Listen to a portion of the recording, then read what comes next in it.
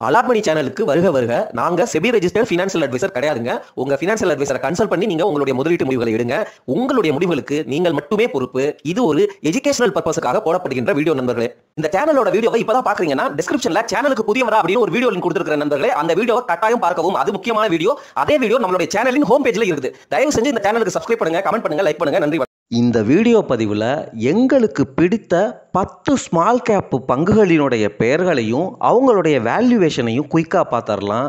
Small cap அப்படின்னாலே அதிக risk எடுக்கிறதுக்கு நீங்கள் தயாராக இருக்கிறீங்க, போட்ட காசு போனாலும் பரவாயில்லைன்னு நினைக்கிற பக்குவப்பட்ட அக்ரெசிவ் முதலீட்டாளர்களுக்கு தான் ஸ்மால் கேப் ஸ்டாக்கை டைரெக்டாக வாங்குகிற அந்த எபிலிட்டி இருக்கணும். குருட்டுத்தனமாக வாங்கிட்டு காசை இழந்தால் அதுக்கு அலாட் மணி பொறுப்பாகாது.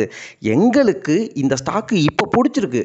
ஸ்மால் கேப் அப்படின்னாலே ஹை ரிஸ்க். ஏன்னா சின்ன கம்பெனிகள் ஈஸியாக ஃபெயில் ஆயிடுவாங்க. ஃப்ரெஜைல் அப்படின்னு சொல்லுவாங்களே, அந்த மாதிரி கம்பெனிகளாக தான் இருக்கும் பெரும்பாலான ஸ்மால் கேப் பங்குகள். அடுத்து சொல்ல போகிற முக்கியமான விஷயம் போர்ட்ஃபோலியோ கான்சன்ட்ரேஷன் அப்படிங்கிறத ஸ்மால் கேப் பங்குகளுக்கு தயவு செஞ்சு அப்ளை பண்ணாதீங்க. நீங்கள் மல்டி பேக்கர் ஆசையில் குருட்டுத்தனமாக ஸ்மால் கேப் பங்குகளை பல்காக வாங்கி வச்சிங்கன்னா ஏகப்பட்ட லாஸ் வரும் நண்பர்களே. நம்மெல்லாம் ரீட்டைல் இன்வெஸ்டர்ஸ் ஸ்மால் கேப் பங்குகளை ட்ராக் பண்ணுறது ரொம்ப கஷ்டம். ஏன்னா நியூஸே வெளியில் வராது. அந்த கம்பெனிகள் சின்ன கம்பெனிகள், உள்ளுக்குள்ளே என்ன நடக்குது அந்த ப்ரொமோட்டரை நம்பலாமா? ஏன்னா சின்ன கம்பெனிகள் கஷ்டத்தில் சிக்கிக்கிட்டாங்க, கடனில் சிக்கிக்கிட்டாங்கன்னா வெளியில் வர்றது ரொம்ப கஷ்டம். அதையும் நீங்கள் புரிஞ்சுக்கங்க. மிகப்பெரிய கம்பெனிகள் எஸ் பேங்க்கு, சத்தியமே திவாலாகும் பொழுது நீங்கள் சின்ன கம்பெனிகள் என்னதான் இப்போ ரெப்புடேஷனில் சூப்பராக இருக்கிற மாதிரி தெரிஞ்சாலும் அவங்களும் ஃபெயில் ஆகிறதுக்கு வாய்ப்பு இருக்குது அப்படிங்கிறத மறந்துடாதீங்க. அதனால் போர்ட்ஃபோலியோவில் ஃபிக்ஸட் சைஸில் குட்டியாக நிறைய ஸ்மால் கேப் பங்குகளை நல்லா அனலைஸ் பண்ணி நல்ல பங்குகள்னு தெரிஞ்சதுக்கப்புறம் முடிஞ்ச அளவு குவாலிட்டேட்டிவ் அனாலிசிஸில் சூப்பராக வேல்யூவேஷன்லையும் நல்லா கிடைக்கிறாங்க, ரொம்ப சீப்பாக கிடைக்கிறாங்க. மார்ஜின் ஆஃப் சேஃப்டி நல்லா இருக்கணும். ஏன்னா நீங்கள் அதிக ரிஸ்க் எடுக்கிறீங்க, அப்போ அதிக மார்ஜின் ஆஃப் சேஃப்டி இருக்கணும். அந்த மாதிரி ஸ்ட்ராட்டஜியில் ஸ்மால் கேப் பங்குகளை பொறுமையாக நிறுத்தி நிதானமாக அக்குமுலேட் பண்ணுங்கள். கான்சன்ட்ரேஷன் தயவு செஞ்சு கொடுத்துடாதீங்க நண்பர்களே. அதாவது என்ன சொல்ல வரேன்னா, இப்போ 1 கோடி ரூபா போர்ட்ஃபோலியோ அப்படின்னு பேசும் பொழுது நம்ம லார்ஜ் கேப் பங்குகள், ப்ளூ சிப் பங்குகளுக்கு 5% வரைக்கும் அலோகேஷன் கொடுங்க அப்படின்னு பேசுகிறோம். ஆனால் ஸ்மால் கேப் பங்குகள் அப்படின்னு வரும் பொழுது தயவு செஞ்சு ஃபிக்ஸடாக ஒரு அமௌண்ட் வச்சுக்கோங்க. ஃபார் எக்ஸாம்பிள் 1 கோடி ரூபா போர்ட்ஃபோலியோவில் ஒரு ஸ்டாக்குக்கு மேக்ஸிமமாக நான் 25,000 கொடுப்பேன் அல்லது 50,000 கொடுப்பேன். அதுக்கு மேலே தயவு செஞ்சு போகாதீங்க. 25,000 அப்படிங்கிற லிமிட்டை செட் பண்ணி 25,000லே நிறைய குட்டியான ஸ்மால் கேப் பங்குகளை, குட்டியான நான் சொல்கிறது என்னென்னா, இந்த 25,000ங்கிறது 1 லட்சத்துக்கு குட்டியான அமௌண்ட்டு, சரிங்களா? அந்த 25,000 தான் ஒரு பங்குக்கு நீங்கள் மேக்ஸிமமாக அலோகேஷன் கொடுக்கணும். அந்த மாதிரி நிறைய பங்குகளை நீங்கள் பிடிச்சி 25,000 தான் மேக்ஸிமம் லிமிட்டு. அந்த லிமிட்டில் நீங்கள் ஒன்றுன்னு நீண்ட காலத்துக்கு அக்குமுலேட் பண்ணுங்கள் நண்பர்களே. இதுதான் உங்களுக்கு ஃபெயிலியர் ரேட்டை தயவு செஞ்சு குறைக்கும். அதை தயவு செஞ்சு மறந்துடாதீங்க. உங்களுக்கு உண்மையிலேயே கன்விக்ஷன் இருக்குன்னா குருட்டுத்தனமாக பண்ணக்கூடாது. பேலன்ஸ் ஷீட்டு படிக்க தெரிஞ்சிருக்கணும். கம்பெனி எந்த டைரக்ஷனில் போகுது அப்படிங்கிறத ப்ரெடிக்ஷன், கன்விக்ஷன் இருக்கணும். அதன் பிறகு ஓகே, நான் ரிஸ்க் எடுக்கிறதுக்கு தயார் தான், இழந்தாலும் பரவாயில்ல, என்னுடைய சொத்தே போனாலும் பரவாயில்லன்னு சொல்லிட்டு நீங்கள் அதுக்கப்புறம் தான் பெட்டு கட்டணும் நண்பர்களே. அதாவது பெட்டுங்கிறது இந்த இடத்துல நீங்கள் குருட்டுத்தனமாக பண்ணுறதுக்கு கிடையாது. நீங்கள் ஆனுவல் ரிப்போர்ட்டில் நல்லா படிச்சிட்டீங்க, ரிசல்ட்டு சூப்பராக வருது, இந்த கம்பெனியோடைய பிஸ்னஸ், ப்ராடக்ட்டு, மேனேஜ்மெண்ட்டு எல்லாம் இன் அண்ட் அவுட்டாக நீங்கள் படிச்சிட்டீங்க. ஃபினான்ஷியல் எக்ஸ்பர்ட்ஸ்லாம் ஓரளவு நல்லபடியாக பேசுகிறாங்க. உள்ளுக்குள்ளே உள்ள அந்த நியூவன்சஸ் எல்லாம் நீங்கள் ஆனுவல் ரிப்போர்ட் படித்து, cash flow statement, balance sheet இதெல்லாம் படித்து புரிஞ்சதுக்கு பிறகு கொஞ்சமாக உங்கள் பொசிஷனை கூட்டி அந்த மாதிரி பில்டு பண்ணுறீங்க. இப்படி பில்டு பண்ணும்பொழுது அந்த கம்பெனியும் ஸ்மால் கேப்பிலேருந்து ஸ்லோவாக மிட் கேப்பாக மாறும். உங்களுடைய அலோகேஷனும் கொஞ்சமாக அங்கேருந்து கூட்டிகிட்டே வரணும். இந்த மாதிரி ஸ்ட்ராட்டஜி அடாப்ட் பண்ணுங்கள் நண்பர்களே. தயவு செஞ்சு ஸ்மால் கேப்புக்கு போர்ட்ஃபோலியோ டைவர்சிஃபிகேஷன் ரொம்ப இம்பார்ட்டண்ட். கான்சன்ட்ரேஷன் அவ்வளோ இம்பார்ட்டன்ட் கிடையாதுங்கிறத புரிஞ்சுக்கோங்க. உங்களால் ஸ்மால் கேப் பங்குகளை ரிசர்ச் பண்ணுறதுக்கு டைம் இல்லையா அல்லது ஒன்றுமே புரியலையா? தயவு செஞ்சு index ETF, small cap index ETF அல்லது ஸ்மால் கேப் மியூச்சுவல் ஃபண்டு டைரக்டில் தயவு செஞ்சு சிப் பண்ணுங்க. அதுவும் எப்போ சிப் பண்ணுங்க? வேல்யூவேஷன் ஜோனில் என்னைக்கு வர்றாங்களோ அப்போ சிப் பண்ணுங்க. வேல்யூவேஷன் ஜோனு அப்படிங்கிறது உங்களுக்கு தெரியலையா? சிம்பிளாக அதனுடைய பீக்கிலேருந்து ஒரு 25-30% உடஞ்சிருக்கிறாங்களா, அந்த சமயத்தில் நல்ல வேல்யூ, அந்த சமயத்தில் சிப் பண்ண ஆரம்பிங்க. இந்த மாதிரி ஒரு லாஜிக்கலாக காமன் சென்ஸோடு நம்ம அப்ரோச் பண்ணும் பொழுது நம்மளுடைய பணம் பாதுகாக்கப்படும். கரெக்டான இடத்துல, அதாவது கரெக்டான வேல்யூவேஷனில் நீங்கள் வாங்கும் பொழுது உங்களுடைய பணத்துக்கு சேஃப்டியும் கிடைக்கிது. ரிலேட்டிவாக மார்ஜின் ஆஃப் சேஃப்டி அப்படின்னு அதை தான் நம்ம சொல்கிறோம். அதே சமயம் க்ரோத்தும் நல்லா இருக்கும். ஏன்னா நீங்கள் கம்மியான விலையில் அதிக யூனிட்ஸ் வாங்குறீங்க அப்படிங்கிறத புரிஞ்சுக்குங்க நண்பர்களே. இண்டிவிஜுவல் ஸ்டாக்ஸை அனலைஸ் பண்ணுறதுக்கான ஸ்கில்லை தான் அலாட் பண்ணி தொடர்ந்து குவான்டிடேட்டிவ் அனாலிசிஸ், குவாலிட்டேட்டிவ் அனாலிசிஸ்னு பேசிக்கிட்டே வருது. சரி, வளன்னு பேசாதப்பா தம்பி, பங்குகள் பேரை சொல்லுப்பா அப்படின்னு நீங்கள் கேட்குறது எனக்கு நல்லாவே புரியுது. சரி, மொதல் பங்கு கரூர் வைசியா பேங்க்கு, ரெண்டாவது பங்கு ஜைடஸ் வெல்னஸ், மூணாவது பங்கு அதானி வில்மர், நாலாவது பங்கு இமாமி லிமிடெட், ஐந்தாவது பங்கு கிராம்ப்டன் கிரீவ்ஸ், ஆறாவது பங்கு ஜோதி லேபாரட்டரிஸ் லிமிடெட், ஏழாவது பங்கு காத்ரேஜ் அக்ரோவெட், எட்டாவது பங்கு ஹோண்டா இந்தியா பவர், ஒன்பதாவது பங்கு டிடிகே பிரஸ்டீஜ், பத்தாவது பங்கு நம்மளுடைய ஃபேவரட்டான நாட்கோ ஃபார்மா. இந்த 10 பங்குகள் தான் நாங்கள் ஓரளவு அனலைஸ் பண்ணினதில் எங்களுக்கு இந்த 10 பங்குகள் ஓரளவு ஸ்மால் கேப் பங்குகளில் நல்ல பங்குகளாக தோணுதுப்பா அப்படிங்கிற ஒரு லிஸ்ட்டு. ஏன்னா எப்போ பார்த்தாலும் லார்ஜ் கேப்பாக பேசிகிட்டு இருக்கிற அப்படிங்கிறதுக்காக ரீசண்டாக மிட் கேப் வீடியோக்கள் போட்டோம். இதில் ஸ்மால் கேப் பங்குகள் ஒரு 10 சொல்லியிருக்கிறோம். சரிங்களா? நாங்கள் செபி ரெஜிஸ்டர்ட் இன்வெஸ்ட்மெண்ட் அட்வைசர் கிடையாது. நீங்கள் இண்டிவிஜுவலாக ரிசர்ச் பண்ணிக்கோங்க, உங்கள் ஃபினான்ஷியல் அட்வைசரை கன்சல்ட் பண்ணுங்கள். இப்போது இந்த பங்குகளுக்கு என்ன வேல்யூவேஷன் இருக்குன்னு குவான்டிடேட்டிவ் அனாலிசிஸ் பண்ணிடலாம். வேல்யூவேஷன் அனாலிசிஸுமே நம்ம ஹோலிஸ்டிக்காக தான் பண்ணணும். நீங்கள் வீடியோக்கள் எல்லாத்தையும் பார்த்துருங்க நம்ம சேனலில். ப்ரைஸ் டு புக்கு 1.80 இருக்கிறாங்க கரூர் வைசியா பேங்குக்கு.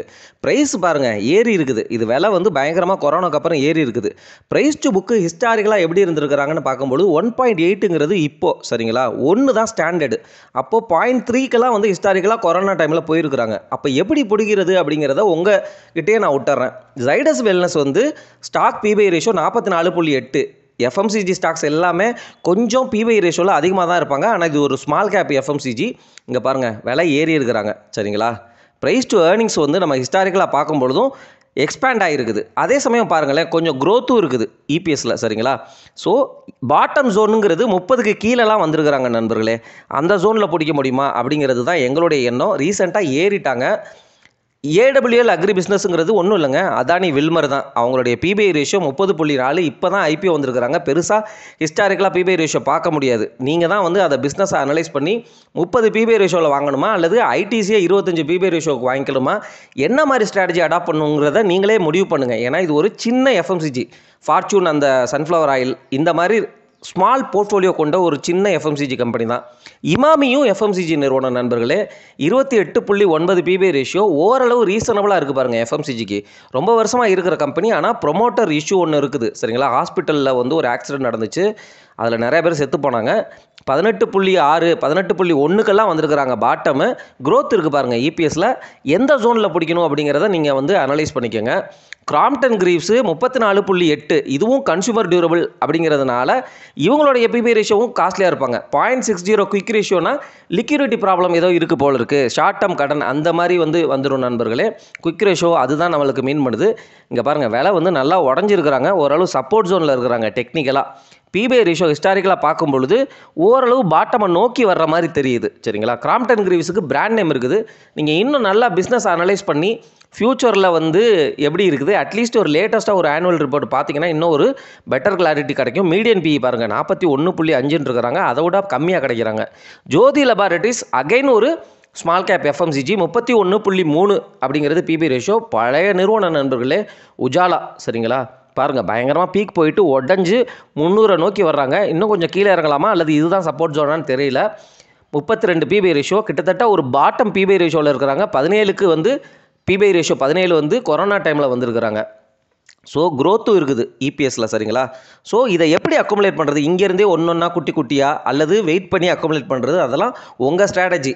நல்ல பங்கு வேல்யூ ஜோனில் இருக்கிறாங்களா, பிபிஐ ரேஷியோவுக்கு இபிஎஸ் பார்க்கணும் நண்பர்களே. இங்கே பாருங்கள், 10ங்கிறது பீக்கு இபிஎஸ், மறுபடியும் ₹6 கொடுத்துட்டாங்கன்னு வச்சுக்கோங்க. அப்போ ₹6க்கு 20 பிபிஐ ரேஷியோ பார்க்கணும் இபிஎஸ். இதெல்லாம் பழைய வீடியோக்களில் பல தடவை எக்ஸ்பிளைன் பண்ணியிருக்கேன், அதையும் பார்த்துக்கோங்க சரிங்களா. குயிக்காக வந்து உங்களுக்கு அனாலிசிஸ் பண்ணுறேன்.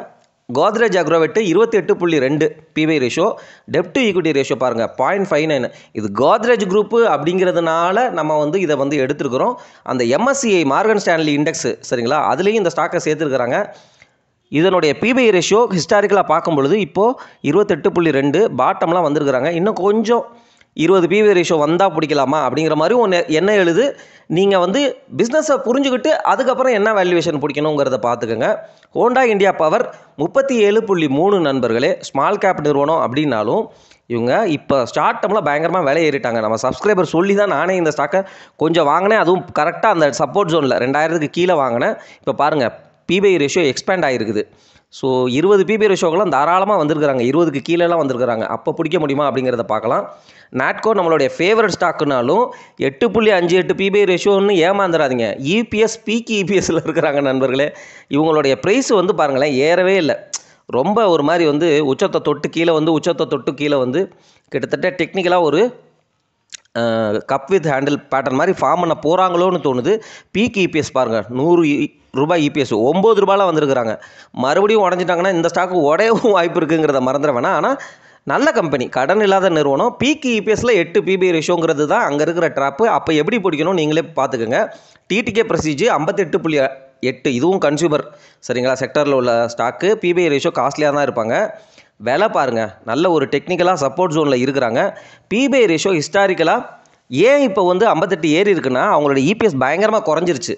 நல்ல கம்பெனிங்கிறதுனால மறுபடியும் வந்து இது போயிருக்கு. இதே இபிஎஸ்ஸை மறுபடியும் கொடுத்தாங்கன்னா கண்டிப்பாக பிபிஐ ரேஷியோ கீழே குறையும் நண்பர்களே.